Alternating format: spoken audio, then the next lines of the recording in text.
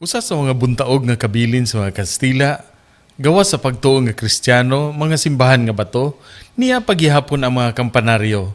Mga bantawan nga nahimo aron mabantayan ang pag-asdang sa mga pirata nga tampalasan, gigamit ang mga kampana nga bagtingon aron pahibaw ng komunidad kung ang mga muklo sa kabagatan nagpaingon nas kabaybayunan.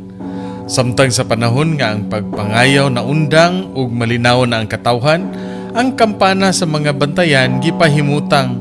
Mao nay nahimong sukdanan kundi ing dapita lamang ang mga kabalayan pwede ipahimutang. Maglisod ang mga pari nga sa buhi sa Espanya mangolekta kung ilang subayon ang mga kabalayan kay delikado sila sa mga tulisan. Mao nga ang epektibo nga solusyon ang pagtukod sa mga reduksyon. Ang mga komunidad gipagamay kay ang utlanan taman lamang sa diin ang bagting sa kampana madunggan. Ang mahilayo sa tingog sa kampana, matod pa sa espido na sila sigurado kung mamatay na.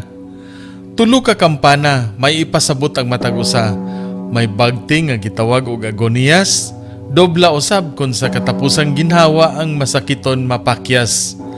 Kampana kansang bagting nagpahibaw sa kasubanan, aduna usay magtawag sa mga tao ngadto sa simbahan. May bagting sa alas 12 sa udto, magbagting usab sa alas 6 sa orasyon para sa mga tao. Ug may bagting sa alas 8, sinyas sa pag-aampo sa gabi sa dili pa mga tulog ang mga tao. Ikaw ba sa matag bagting sa kampana, nasayod ka ba kung unsa ang iyang gimantala? Sayri kay sa atong kapanulundan, kini kabahin na. Gikan diris Bohol alang sa Maayong Balita Central Visayas, Ray Anthony Chu, PIA Bohol.